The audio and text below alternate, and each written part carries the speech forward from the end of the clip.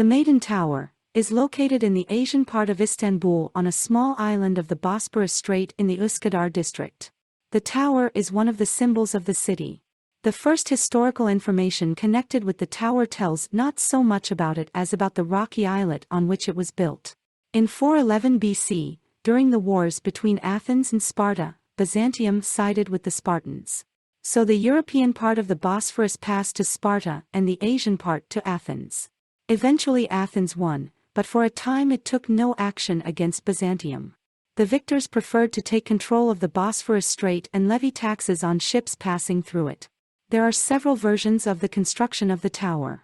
According to one version, the Maiden Tower was built by the Athenian general Alcibiades to control the arrival of Persian ships in the Bosporus Strait. He built a tax office on the rocky shore. However, there is no mention of the existence of the tower at that time. According to another, the tower was built during the reign of Emperor Constantine the Great as a watchtower. After the capture of Constantinople, now Istanbul, by the Turks in 1453, this small fort remained intact and was used for defensive purposes. Later a wooden lighthouse was built on the site, facing the Sea of Marmara. During the Ottoman Empire, the tower mainly served as a lighthouse, showing the way to ships at night and even during the day in foggy weather. During storms, small ships were tied to the tower for safety so that they would not be carried away by the waves. During official festivities, cannons were fired from the tower. The tower was also used from time to time for various purposes. The tower was used for holding courtiers condemned to death or exiled before they were sent to prison or to execution. During one of the fires of 1720, the tower was badly damaged by earthquakes and fires. Grand Vizier Damat Ibrahim Pasha rebuilt the tower, this time of stone, adding a tower with a lead roof and many windows. In 1829 the Maiden Tower served as an isolation hospital during a cholera outbreak. Soon after, in 1832, during the reign of Mahmud II, the last overhaul of the tower was carried out. In 1857, the tower came under the Lighthouse Management Committee and a French company was commissioned to rebuild the tower into a working lighthouse, which was fully automated in 1920. The tower was used as a lighthouse for almost 100 years.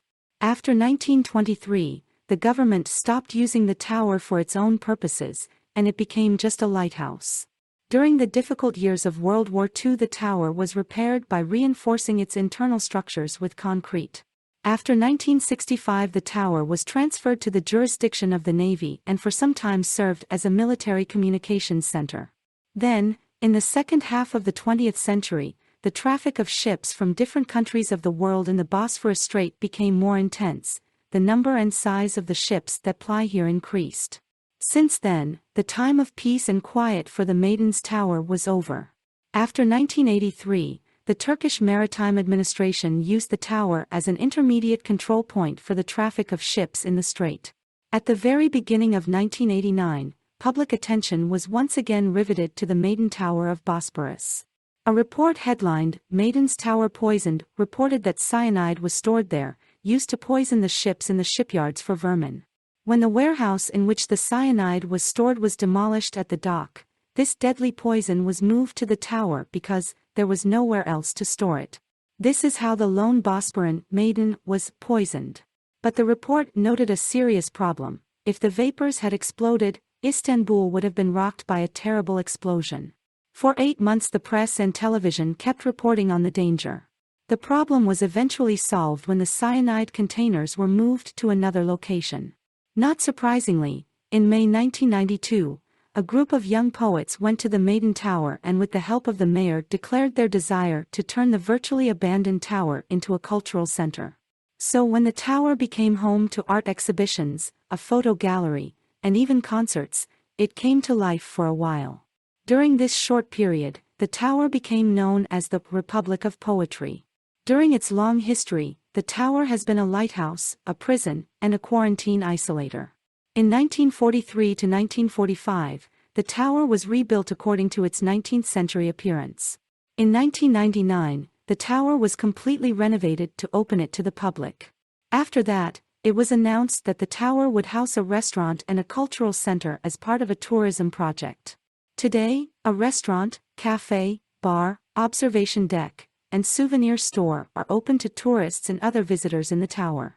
Visitors can take small boats to reach the tower from the Piers Kabatas European side and Uskudar Asian side. Legends. There are many legends about the construction of the tower and its location. The most famous Turkish legend is that a Turkish sultan madly loved his daughter.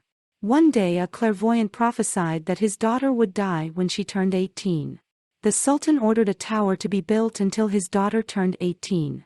After the tower was built, the sultan ordered that his daughter be moved into the tower to keep her from possible death. When the sultan's daughter turned 18, the sultan gave her a pot of fruit. When the birthday girl opened the pot, there was a poisonous snake in the fruit, which bit the girl, and as a result, she died as predicted. According to another legend, the girl survived because the prince saved her by sucking the snake venom. Hence the name, Maiden Tower. Another legend tells about the second name of the tower, Leander's Tower. According to this legend, the tower got its name in honor of the hero of an ancient Greek myth, a young man Leander who fell in love with Hera, the priestess of Aphrodite, who broke her vow of celibacy for him, and to meet her, he crossed the Bosporus every night. The dangers could not stop the young man in love, and every night he sailed on again and again to the place where the distant flame of the torch lit by Hero was burning. But one day the light went out and Leander, unable to find his way to the island in the darkness, drowned. In the morning, the waves carried his body to the feet of the girl who could not wait for him. In despair, the girl climbed the tower, threw herself into the sea and drowned. Don't forget to subscribe to our channel for more interesting facts from around the world.